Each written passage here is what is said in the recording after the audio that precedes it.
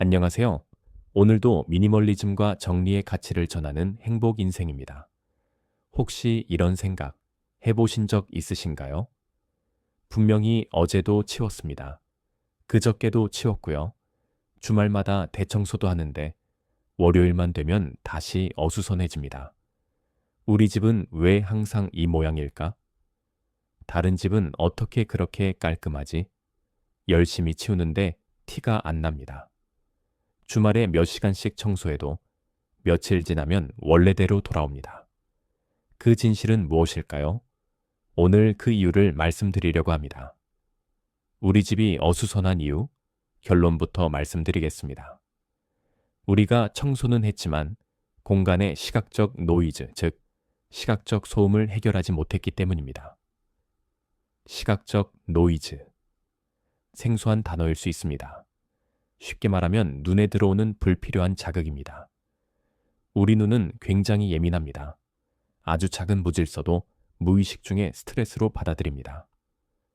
물건이 많으면 많을수록, 색이 다양하면 다양할수록 뇌는 피로해집니다. 프린스턴 대학교 신경과학연구소에서 흥미로운 연구를 했습니다. 시각적 자극이 많은 환경에서 사람의 뇌가 어떻게 반응하는지 fMRI로 측정한 것이죠. 결과가 놀라웠습니다. 어수선한 환경에 있을 때 뇌의 시각 피질이 과부하 상태가 됐습니다. 집중력이 떨어지고 정보 처리 능력이 감소했습니다. 스트레스 호르몬인 코르티솔 수치도 올라갔습니다. 반대로 정돈된 환경에서는 어땠을까요? 뇌가 훨씬 효율적으로 작동했습니다. 같은 사람이 같은 일을 하는데 환경에 따라 뇌의 반응이 완전히 달랐던 겁니다. UCLA 연구팀의 조사도 있습니다. 어수선한 집에 사는 사람들은 스트레스 호르몬인 코르티솔 수치가 하루 종일 높게 유지됐습니다. 만성 스트레스 상태인 거죠. 깔끔한 집에 사는 사람들은 퇴근 후 코르티솔 수치가 빠르게 떨어졌습니다. 집에서 제대로 쉴 수 있었던 것입니다. 그래서 아무리 치워도 티가 안 나는 것입니다. 청소는 했는데 시각적 노이즈는 그대로니까요. 뇌는 여전히 여기 어수선해 라고 신호를 보내고 있는 것입니다. 치우는 방법이 잘못된 게 아니었습니다. 치우는 장소가 잘못됐던 것입니다. 그렇다고 집 전체를 한 번에 정리할 순 없지요. 시간도 없고 에너지도 부족하니까요. 그래서 중요한 게 핵심 장소입니다. 오늘은 이 시각적 노이즈를 확 줄여줄 핵심 장소 5군데를 알려드리겠습니다. 이 5군데만 제대로 정리하면 집이 완전히 달라 보일 것입니다. 영상 끝까지 보시면 왜 그동안 우리 집을 열심히 치웠는데도 티가 안 났는지 이해하시게 될 것입니다. 첫 번째, 유리창과 거울입니다. 아마도 이건 생각 못 하셨을 것입니다. 그런데 진짜 창문만 깨끗이 닦아도 집이 훨씬 환해지고 넓어 보입니다. 반사되는 빛이 달라지면서 공간이 살아나는 느낌입니다. 특히 거울 같은 경우는 얼룩 하나하나가 공간의 질을 떨어뜨리는 주범입니다. 욕실 거울, 현관 거울, 화장대 거울, 물티슈 한 장으로도 충분히 닦을 수 있죠. 그런데 자꾸 미루게 됩니다. 나중에 한 번에 하지 뭐. 창문 닦는 날을 정해 두십시오. 예를 들어 매월 첫 번째 주 토요일 오전. 그러면 머릿속에서도 아, 오늘은 창문 닦는 날이지 하고 기억하게 됩니다. 그리고 무엇보다 빛이 들어오는 양이 늘어나면 집이 맑아 보이고 기분도 좋아집니다. 비용 영원, 효과 만점입니다. 두 번째, 시각적 소음입니다. 두 번째는 물건의 위치가 아니라 물건의 모습에 관한 이야기입니다. 많은 분이 간과하는 부분인데 바로 시각적 소음입니다. 청소를 다 했는데도 집이 산만해 보이는 결정적인 이유. 그건 바로 각기 다른 브랜드의 강렬한 색상과 로고들 때문입니다. 세탁실에 놓인 형광색 세제 용기가 있습니다. 주방에는 알록달록한 주방 세제가 있습니다. 욕실에는 제각각인 샴푸통들이 있습니다. 빨간색, 파란색, 초록색, 노란색. 브랜드마다 색이 다 다릅니다. 이 모든 것들이 여러분의 눈에 나 여기 있어 라고 소리를 지르고 있는 것입니다. 물건은 정리되어 있습니다. 제자리에 있습니다. 그런데 색깔이 너무 많습니다. 왜 색상이 그렇게 중요할까요? 우리 뇌는 색상 정보를 처리하는데 상당한 에너지를 씁니다. 색이 다양할수록 뇌는 더 많은 정보를 처리해야 합니다. 빨간색 세제통, 파란색 샴푸, 초록색 린스, 노란색 바디워시. 이것들이 각각 눈에 들어올 때마다 뇌는 이건 빨간색이다, 이건 파란색이다 하고 정보를 처리합니다. 무의식적으로요. 색이 많으면 많을수록 뇌 부담이 커집니다.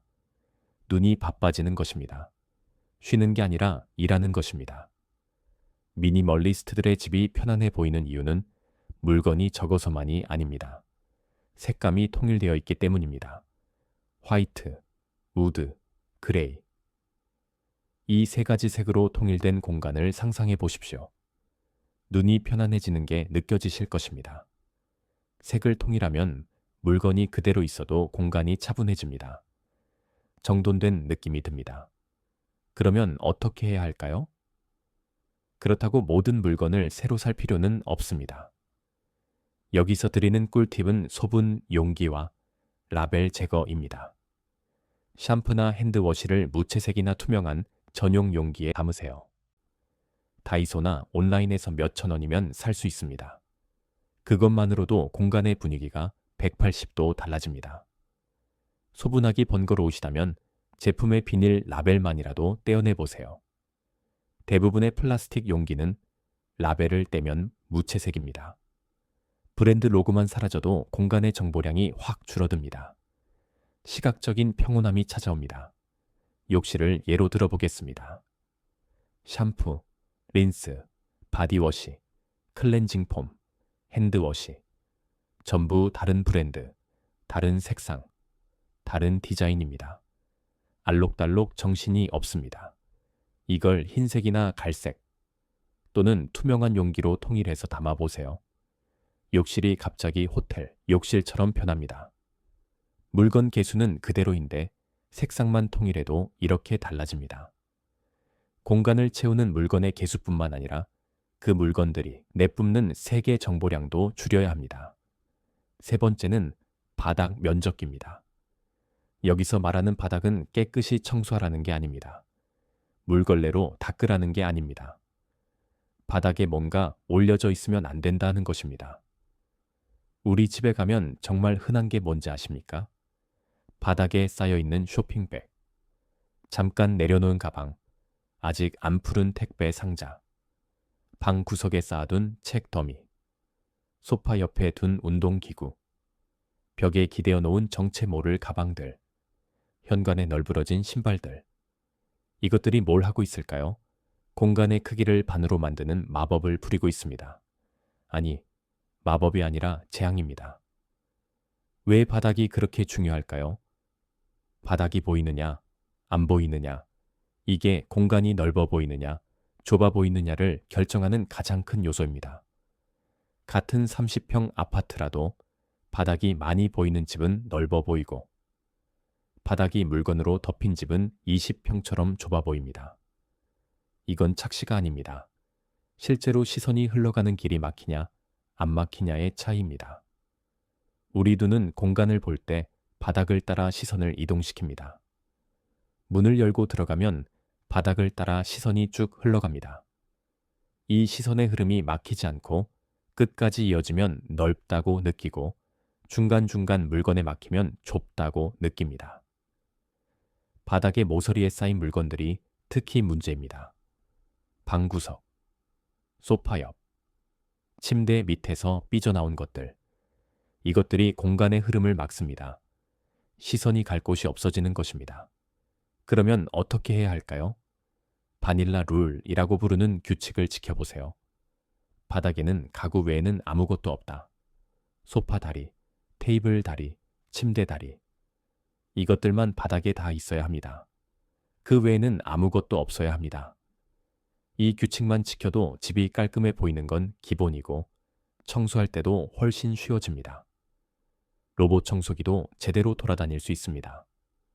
먼지가 쌓일 곳도 없어집니다. 가구를 선택할 때도 팁이 있습니다. 다리가 있는 형태를 선택하세요.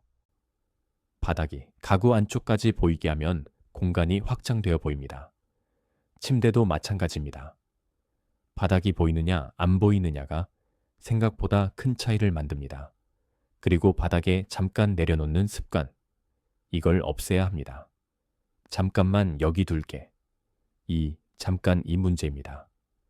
잠깐이 하루가 되고 일주일이 되고 한 달이 됩니다. 어느새 그 자리에 물건이 눌러앉습니다. 택배가 오면 바로 뜯어서 정리하십시오. 박스는 바로 접어서 분리수거함으로 보내십시오.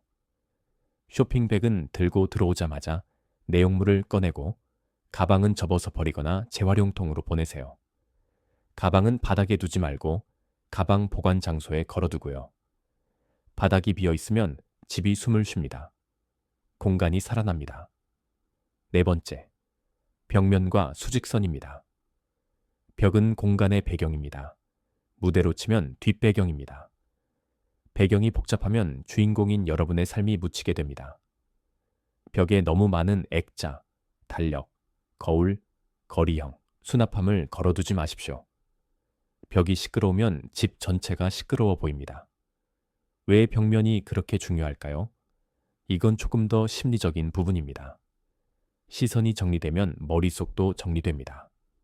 예를 들어 벽에 걸려있는 그림이 삐뚤어져 있으면 어떨까요? 아무리 작은 액자라도 삐뚤어져 있으면 공간이 불안정해 보입니다. 뭔가 찜찜한 느낌이 듭니다. 우리 뇌는 수직과 수평에 굉장히 민감합니다. 인간은 중력 속에서 삽니다. 그래서 수직, 수평이 맞지 않으면 무의식적으로 불안감을 느낍니다. 뭔가 잘못됐다는 신호로 받아들이는 것입니다. 책상 위, 선반 위, 벽면에 있는 액자, 시계, 각종 소품들. 이것들이 조금만 삐뚤어져도 전체가 어수선해 보일 수 있습니다. 그러면 어떻게 해야 할까요? 먼저 벽에 걸린 것들을 점검해 보세요. 액자가 몇 개입니까? 달력은 몇 개입니까? 시계는요? 거리형 수납함은요? 아이들 상장은요? 사진들은요? 추억이 담긴 하나하나 보면 다 필요해 보입니다. 실용적인 것도 있습니다. 하지만 전체를 한 발 물러서서 보십시오. 너무 많습니다. 한쪽 벽면 정도는 완전히 비워두는 용기를 가져보십시오. 아무것도 걸지 않은 빈 벽. 그 비어있는 공간이 오히려 여러분의 마음을 채워줄 것입니다. 여백에 미라는 게 있습니다. 동양화에서 빈 공간을 일부러 남겨두는 것처럼요. 집도 마찬가지입니다. 액자를 걸 때도 규칙이 있습니다. 여러 개를 걸 거면 일정한 간격으로 일렬로 배치하세요. 아니면 아예 큰 것 하나만 거십시오. 중구난방으로 여기저기 걸어두면 벽 전체가 어수선해집니다. 그리고 수평 맞추기. 이거 중요합니다. 스마트폰에 수평계 앱 하나 깔아놓으세요. 무료로 많이 있습니다. 가끔씩 이거 수평 맞아? 하고 확인해 보십시오. 좀 유난스러워 보일 수 있습니다. 그걸 뭐 하러 그렇게까지? 라고 생각하실 수도 있습니다. 하지만 정리의 끝은 미세 조정입니다. 큰 걸 바꾸는 게 아니라 작은 거 하나하나 맞춰가는 것입니다. 다섯 번째, 높은 곳입니다. 마지막 다섯 번째는 우리가 눈을 치켜떠야 보이는 곳입니다. 가구와 가전의 윗부분입니다. 냉장고 위, 옷장 위, 책장 윗부분, 신발장 위, 주방 수납장 위. 혹시 거기에 먼지 쌓인 박스나 잘 안 쓰는 물건들을 올려두지 않으셨나요? 여기는 평소에 잘 안 보이니까 괜찮겠지. 눈에 안 띄니까 일단 여기 올려두자. 많은 분들이 이렇게 생각합니다. 높은 곳은 물건 올려두기 좋은 곳이라고 생각하기 쉽지요. 하지만 사실 우리 뇌는 그 높은 곳에 있는 물건들의 존재를 이미 인지하고 있습니다. 의식하지 않아도 알고 있습니다. 왜 높은 곳이 그렇게 중요할까요? 높은 곳에 물건이 쌓여 있으면 마치 머리 위에 무거운 짐을 이고 있는 것과 같은 압박감을 줍니다. 실제로 무거운 게 아닙니다. 하지만 뇌는 저 위에 뭔가 있다는 걸 알고 있습니다. 무의식적으로 압박감을 느끼는 것입니다. 특히 높은 곳에 물건이 많으면 층고가 낮아 보입니다. 천장이 낮게 느껴지고 공간이 폐쇄적으로 느껴집니다. 같은 집인데 천장이 낮은 것처럼 느껴지는 것입니다. 미니멀리즘의 핵심 중 하나는 시야의 개방감입니다. 위쪽이 비어 있어야 공간이 트여 보입니다. 시원한 느낌이 납니다. 그러면 어떻게 해야 할까요? 오늘 당장 의자를 가져와서 높은 곳을 확인해 보세요. 냉장고 위에 뭐가 있나요? 옷장 위에는요? 책장 위에는요? 신발장 위에는요? 한번 올라가서 보십시오. 아마 먼지가 수북이 쌓여 있을 것입니다. 그리고 거기 있는 물건들은 대부분 1년 넘게 꺼내보지 않은 것들일 확률이 높습니다. 이거 언제 올려뒀지? 이게 여기 있었어? 이런 물건들이 분명히 있을 겁니다. 과감히 비우십시오. 1년 동안 안 썼으면 앞으로도 안 씁니다. 꼭 보관해야 한다면 눈에 안 보이는 수납장 안쪽이나 베란다 창고로 위치를 옮기세요. 가구 윗면이 깨끗하게 비워지면 신기한 일이 일어납니다. 천장이 높아 보입니다.